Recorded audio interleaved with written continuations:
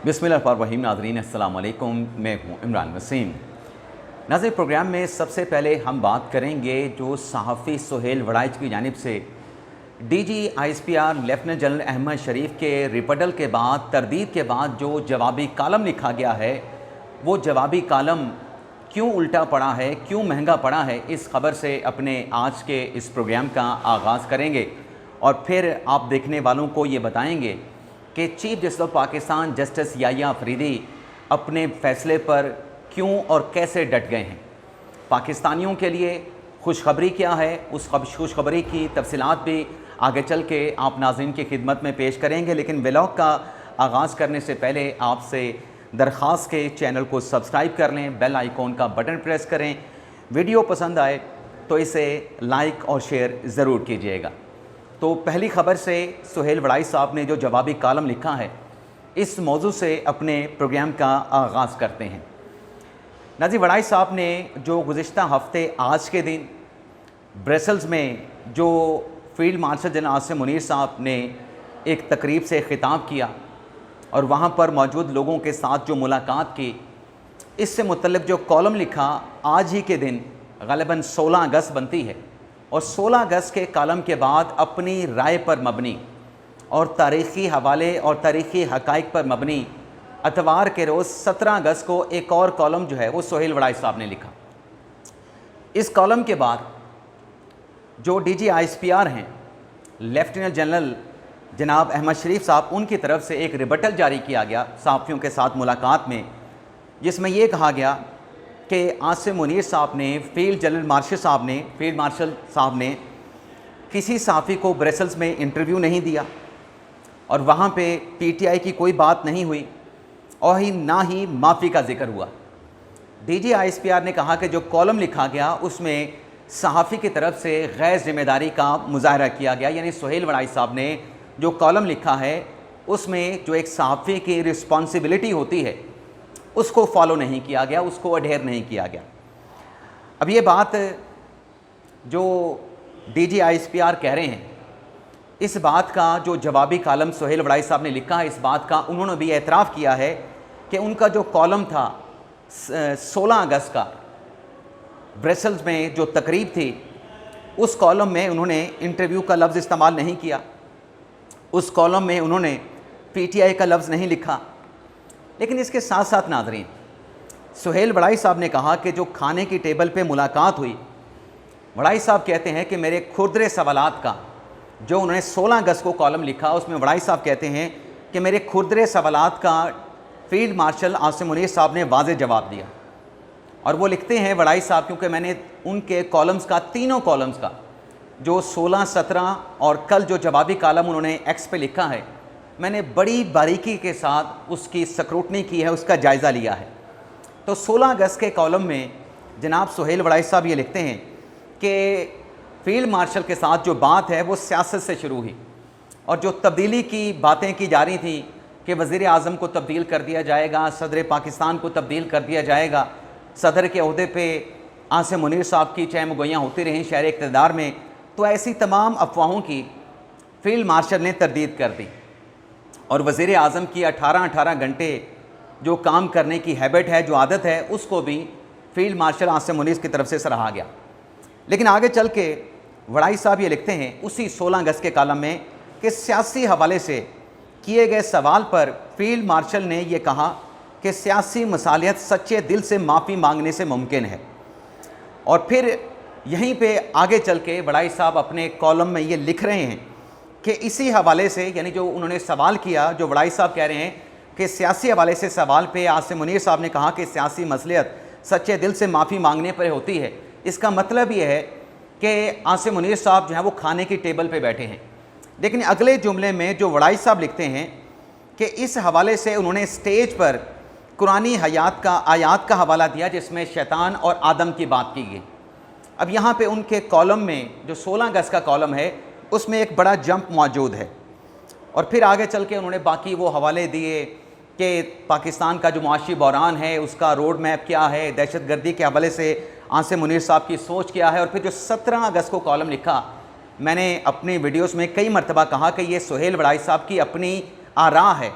इससे आप इख्तलाफ भी कर सकते हैं। और इसमें तारीख़ी हवाले पेश किए गए हैं कि जुल्फ़िकार अली भुट्टो की हुकूमत का तख्ता कैसे उल्टा गया, उन्हें अदालत से सज़ा कैसे हुई, फांसी के तख्तादार पे कैसे लटकाया गया, उनकी मुज़ाहमत का बयानिया क्या था, वो मुसालहत क्यों नहीं करना चाहते थे, समझौता क्यों नहीं करना चाहते थे। अब नाज़रीन, वड़ाई साहब ने जो जवाबी कालम लिखा है उसमें वो कहते हैं कि मैंने जिन बातों का कॉलम में ज़िक्र नहीं किया उसकी जो है वो लेफ्टिनेंट जनरल आसिम मुनीर साहब ने तरदीद की है, और मैं अपने कॉलम पे वजाहत करने के लिए जो DG ISPR हैं उनके लिए किसी वक्त भी हाजिर हूँ। सोहेल वड़ाई साहब कहते हैं कि इंटरव्यू का लफ्ज़ मैंने इस्तेमाल नहीं किया, 1-to-1 मुलाकात का लफ्ज़ मैंने इस्तेमाल नहीं किया, और फिर वो ये भी कहते हैं कि ये मुलाकात ऑफ द रिकॉर्ड नहीं थी। अब इमरान शफ़क़त साहब ने जो व्लॉग किया है उसमें उन्होंने बड़ी गारंटी के साथ, बड़े वसूख के साथ कहा है कि इस तकरीब में बार बार ये ऐलान किया गया था कि यहाँ पे होने वाली तमाम गुफ्तगू ये ऑफ द रिकॉर्ड होगी, ये ऑफ द रिकॉर्ड गुफ्तगू है। अब मैं वड़ाई साहब का जो कॉलम है उसके कुछ जो चीज़ें हैं मैं पढ़ के ये बताऊंगा कि कैसे वड़ाई साहब ने जो जवाब दिया है, जवाबी कॉलम लिखा है, उसमें झोल मौजूद है, गलती का इदराक हो रहा है कि कहाँ पे वड़ाई साहब से गलती हुई है। अब नाज़रीन मैं पढ़ना चाह रहा हूँ जो 16 अगस्त का कॉलम है। 16 अगस्त के कॉलम में वड़ाई साहब ने लिखा कि सियासी हवाले से किए गए सवाल पे उन्होंने कहा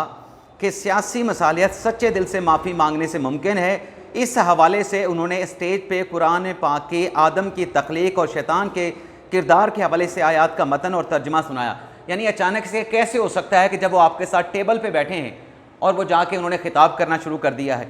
लेकिन आगे चल के नाज़रीन ये देखें कि वड़ाई साहब क्या कहते हैं। वड़ाई साहब कहते हैं कि 9 मई इमरान खान और माफ़ी के हवाले से वहाँ कोई जिक्र नहीं किया गया, ये बात उनकी दुरुस्त है और ये बात बिल्कुल दुरुस्त है। बराए करम इस कॉलम को दोबारा पढ़ लें, इसमें सिरे से 9 मई इमरान खान और उनकी माफ़ी का कोई जिक्र नहीं। मैंने सिर्फ एक फ़िक्रा लिखा है कि सियासी मसालियत के हवाले से उन्होंने कुरानी आयात का तर्जमा पेश किया। अब लोगों और ट्रोल्स ने इससे क्या तासुर लिया वो उनकी मर्ज़ी है। लेकिन फिर वड़ाई साहब को जवाबी कालम में बताना चाहिए था कि वो जो सियासी मसालियत वाला उन्होंने जुमला लिखा, उस जुमले के ज़रिए उन्होंने क्या तासुर देने की कोशिश की। अगर लोगों ने गलत तासुर लिया है तो फिर जवाबी कालम में जब एक कंट्रोवर्सी क्रिएट हुई है तो वड़ाई साहब को बताना चाहिए था। आगे वो अपने जवाबी कालम में लिखते हैं कि बाकी रही ब्रसेल्स की मुलाकात, इस हवाले से कुरानी आयात, माफ़ी, फरिश्ते और शैतान की गुफ्तगू ये फील्ड मार्शल की तकरीर का एक टुकड़ा था। अब यहाँ पे नाज़रीन कंट्राडिक्शन आ रही है, आपको समझ आई मैंने क्या बताया। बाकी रही ब्रसेल्स की मुलाकात, इस हवाले से कुरानी आयात, माफ़ी। अब माफ़ी वाली बात उस सियासी मसलियत वाले जुमले में लिखी गई है। माफ़ी और फरिश्ते और शैतान की गुफ्तगू ये फील्ड मार्शल की तकरीर का एक टुकड़ा था। यानी फिर वहाँ पे सवाल नहीं हुआ था टेबल पे। वड़ाई साहब के मुताबिक ये तो फिर तकरीर में बात की गई थी माफ़ी के हवाले से। लेकिन वड़ाई साहब ने 16 अगस्त के कॉलम में तो लिखा था, मैं दोबारा पढ़ देता हूँ। सियासी हवाले से किए गए सवाल पर उन्होंने कहा कि सियासी मसले सच्चे दिल से माफ़ी मांगने से मुमकिन है। यानी सवाल का जवाब था, लेकिन जवाबी कालम में लिखते हैं कि ये उनकी तकरीर का हिस्सा था। तो फिर सवाल कहाँ से आ गया? ये बात जो है ये ऐसे लगता है कि ये शायद यहाँ पर जो है वो एग्जैजरेट हो गया, माजरत के साथ मुझे कहना पड़ रहा है। और फिर आगे चल के सोहेल वड़ाई साहब ये भी कहते हैं, अब आखिरी बात, कि इन मनफी फ़र्ज़ करें कि अगर किसी को मेरी बात से इख्तलाफ है तो क्या मुझे कहने का अख्तियार भी नहीं? क्या फाशिस्ट रवैया नहीं कि दूसरों को इल्ज़ामात और धमकियों से दबाया जाए? यानी अब वड़ाई साहब कह रहे हैं कि ये मेरी राय है। तो वो भी DG ISPR ने भी कहा कि ऐसी कोई बात नहीं हुई, और सोहेल वड़ाई साहब भी एतराफ़ कर रहे हैं अब अपने जवाबी कालम में कि ये मेरी राय है। लेकिन पाकिस्तान तहरीक इंसाफ ने जो इस पर ववेला किया, दरअसल जवाबी कालम में जो है वड़ाई साहब ने उनको टारगेट किया है कि फिर उनके कॉलम का गलत तासुर लिया गया। लेकिन एक बात जैसे मैंने कहा कि एक कंट्राडिक्शन है, एक झोल है, जिसका सोहेल वड़ाई साहब ने एतराफ़ कर लिया है अपने जवाबी कालम में कि जो माफ़ी वाली बात है वो सवाल के जवाब में नहीं हुई थी। और वड़ाई साहब का अब जवाबी कालम में दावा है कि वो तकरीर में उन्होंने बात की थी। अब तकरीर में बात आसिम मुनीर साहब ने किस पैराए में की थी, तो फिर ये तो वड़ाई साहब फिर कैसे उसका तासुर जो उन्होंने दिया उससे तो तासुर यही गया, क्योंकि अगले दिन उन्होंने माफ़ी वाला कालम लिखा, पाकिस्तान तहरीक इंसाफ वालों को मिसालियत के लिए आप माफ़ी मांग लें। तो तासुर तो फिर वड़ाई साहब ने पूरा दिया ना कि ये पाकिस्तान तहरीक इंसाफ के हवाले से, जब कैदी नंबर 804 का अगले दिन कॉलम वड़ाई साहब ने लिखा। अब आते हैं नाजरीन, जो चीफ जस्टिस CI अफरीदी साहब डट गए हैं। ये जो नाज़ी मामला है इसका ताल्लुक़ जो है ये जस्टिस मंसूर अली शाह और जस्टिस मुनीब अख्तर साहब के चंद रोज़ पहले लिखे ख़त के साथ नहीं है। इस मामले का ताल्लुक़ है बानी तहरीक इंसाफ इमरान खान से। आपको याद होगा कि इमरान खान साहब ने एक ख़त लिखा था चीफ जस्टिस याहिया अफरीदी साहब को। उस ख़त में इमरान खान साहब ने पूरे सियासी हवाले दिए, पार्टी का हवाला दिया, इलेक्शन का हवाला दिया, PTI के जो एहतजाजात थे उनका हवाला दिया, प्रोटेस्ट का हवाला दिया और कहा जी हमारे साथ जो है वो आइन और कानून की खिलाफ वर्जी की जा रही है और इस पे आप नोटिस लें, जेल में सहूलियात नहीं मिल रही। तो वो जो लेटर था वो चीफ जस्टिस याहिया अफरीदी साहब ने आइनी बेंच की जो आइनी जजेस की कमेटी है उसको भिजवा दिया था। लेकिन उसके बाद नाज़रीन, बल्कि उससे पहले आप देखें कि जब काजी फ़ायसल साहब चीफ जस्टिस थे, इमरान खान साहब काजी फ़ायसल साहब की अदालत में पेश हुए थे नैब तरमीम के केस में, इंट्रा कोर्ट अपील में। उस अपीयरेंस पर भी इमरान खान साहब ने सियासी मुश्किलात की बात की थी, सहूबतों की बात की थी, मसाइब की बात की थी। लेकिन जब यही केस नैब तरमीम का उमर अता बंदयाल साहब की अदालत में चल रहा था, जब बंदयाल साहब के बेंच ने इमरान खान के हक़ में फ़ैसला देते हुए तरमीम को उड़ा दिया था, कलअदम करार दे दिया था, तब इमरान खान साहब कभी पेश नहीं हुए थे। लेकिन अभी जो चंद रोज़ पहले सुप्रीम कोर्ट ने ज़मानत से मुतल्लिक़ फ़ैसला दिया है 9 मई के 8 केसेस में, उसमें हमने ये रिपोर्ट किया था, ब्लॉग में आपको ये बताया था कि चीफ जस्टिस याहिया अफरीदी साहब ने इमरान खान साहब के जो वकील थे सलमान सफदर साहब और जो प्रोसिक्यूटर के वकील थे जुल्फ़िकार नक़वी साहब, उन्होंने चैम्बर में उनको बुलाया था और इस वजह से बुलाया था कि जो हुक्मनामा तहरीर करना है उस हुक्मनामे में कोई ऐसी ऑब्जर्वेशन ना चली जाए, कोई ऐसी चीज़ ना लिखी जाए जिससे जब ट्रायल कोर्ट में इमरान खान के ख़िलाफ़ 9 मई के मुकदमा चलें तो इमरान खान का दिफा मुतासर हो। अदालत का मकसद ये था कि ना इमरान खान का दिफा मुतासर हो, ना ही जो प्रोसिक्यूशन का केस है इमरान खान के ख़िलाफ़ के इमरान खान 9 मई के मास्टरमाइंड हैं, 9 मई की साजिश इमरान खान ने बनाई है, तो प्रोसिक्यूशन का केस भी मुतासर ना हो। तो 4 सफ़ात का ये फ़ैसला याहिया अफरीदी साहब की सरबराही में जो 3 रुकनी बेंच था, जिसमें जस्टिस शफ़ी सदीकी साहब थे और जस्टिस हसन अज़हर रिजवी साहब थे, कोई ऑब्जर्वेशन पास नहीं की गई। अच्छा, इस पे भी ढंडोरा पीटा गया, ववेला किया गया कि जो मेरिट पे बात करने नहीं दी गई चीफ जस्टिस याहिया अफरीदी साहब ने, ये दरअसल अफरीदी साहब ने प्रोसिक्यूशन को बचाया है। चीफ जस्टिस याहिया अफरीदी साहब ने किसी को नहीं बचाया। चीफ जस्टिस याहिया अफरीदी साहब ने इसलिए मेरिट पे बात करने नहीं दी कि किसी का केस, चाहे वो इमरान खान का दिफा का केस है, चाहे वो प्रोसिक्यूशन का इमरान खान के ख़िलाफ़ केस है, किसी का केस प्रेजुडिस ना हो, किसी का मुकदमा मुतासर ना हो, ट्रायल कोर्ट की कार्रवाई पे कोई इफेक्ट सुप्रीम कोर्ट की ऑब्जर्वेशन का ना पड़े। इससे ज़्यादा और कोई मकसद नहीं था ऑब्जर्वेशन ना देने का, और वकला को मेरिट पे बात करने से जो रोका गया उसका मकसद ये था। अब जब चैम्बर में वकला को बुलाया गया, चैम्बर में जाने से पहले सलमान सफदर साहब की एक मुलाकात हुई यहीं पे नीचे सुप्रीम कोर्ट में की राहदारी में सलमान सफदर की अलीमा खान के साथ। और आपको याद होगा कि इस ज़मानत का फ़ैसला होने से एक रोज़ पहले सलमान सफदर साहब ने चीफ जस्टिस साहब से कहा था कि इमरान खान की फैमिली के लोग यहाँ पे मौजूद हैं, वो अदालत से, बेंच से एड्रेस करना चाहते हैं, कोई बात करना चाहते हैं। लेकिन अफरीदी साहब ने कहा था कि जो वकला हैं सिर्फ वकला बात करेंगे, फैमिली के किसी फ़र्द को बात करने की इजाज़त नहीं दी जाएगी। लेकिन फिर अलीमा खान के साथ मुलाकात करके ज़मानत के फ़ैसले के बाद सलमान सफदर साहब ने फैमिली की बात जो है वो चीफ जस्टिस के सामने की। 2 बातें उन्होंने की। एक तो उन्होंने कहा जी इमरान खान को जेल में सहूलियात नहीं मिल रही, उसको आप देखें, आप चीफ जस्टिस ऑफ पाकिस्तान हैं, सुप्रीम कोर्ट के आप चीफ जस्टिस हैं। तो याहिया अफरीदी साहब ने हाथ खड़े कर दिए कि मैं इस पर डायरेक्टली कुछ नहीं कर सकता, लेकिन जेल रिफॉर्म के हवाले से जो कौमी अदालती पॉलिसी साज कमेटी में हम रिफॉर्म्स ला रहे हैं वहाँ पे हम इन चीज़ों को देख रहे हैं, लेकिन डायरेक्टली हम इस मामले में बिल्कुल मुदाखलत नहीं कर सकते।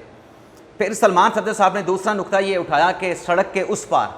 अब सड़क से उस पार से मुराद है इस्लामाबाद हाई कोर्ट। सलमान सफदर साहब ने कहा कि वहाँ पे 190 मिलियन पाउंड के ख़िलाफ़ हमारी जो अपील है वो समाअत के लिए मुकर्रर नहीं हो रही, तो इस पर कुछ करें। तो यहाँ पर भी चीफ जस्टिस याहिया अफरीदी साहब ने इनकार कर दिया किसी किस्म का साथ देने से, और अफरीदी साहब ने कहा कि जो इस्लामाबाद हाई कोर्ट है वो आइन के तहत एक आज़ाद इंडिपेंडेंट हाई कोर्ट है, सुप्रीम कोर्ट उसमें मुदाखलत नहीं कर सकती, आप जाने और इस्लामाबाद हाई कोर्ट जाने। तो याहिया अफरीदी साहब डट गए कि वो माजी में जिस तरीके से सुप्रीम कोर्ट के चीफ जस्टिस की तरफ से मुख्तलिफ हाई कोर्ट्स के मामलात में जो मुदाखलत की जाती रही, मौजूदा सुप्रीम कोर्ट, हाई कोर्ट आज़ाद हैं, आइन के तहत सुप्रीम कोर्ट उनके मामलात में मुदाखलत नहीं करेगी। तो ये अफरीदी साहब डट गए, अपने अख्तियारात के अंदर उन्होंने कहा कि मैं रहूँगा, बाकी आप कोशिश करें तो आपकी जो अपील है वो इस्लामाबाद हाई कोर्ट में लग जाएगी, ज़ाहिर सी बात है। अब नाज़रीन आते हैं कि खुशखबरी क्या है। एक तो नाज़रीन खुशखबरी ये है कि हमारे जो वज़ीर ख़ारजा हैं वो 13 साल के बाद आज बांग्लादेश का दौरा कर रहे हैं। बांग्लादेश के वज़ीर आज़म के साथ, वज़ीर ख़ारजा के साथ मुलाकात करेंगे और उसके साथ साथ जो पाकिस्तान के अवाम को बड़ी बेताबी के साथ एक फ़ूड चेन का इंतज़ार है अलबेक का, तो अलबेक की कंपनी ने, मालकान ने यह फ़ैसला किया है कि जनवरी 2026 तक 200 ब्रांचेस अलबेक की पाकिस्तान में बनाई जाएंगी और इब्तदाई रूल आउट के तहत कराची, लाहौर, इस्लामाबाद, पिंडी, फैसलाबाद, मुल्तान और पेशावर में ये अलबेक की ब्रांचें जो हैं चंद महीनों के अंदर खुलने जा रही हैं। तो अलबेक के फूड का आप जो है आइंदा आने वाले महीनों में उसके मज़े ले सकते हैं।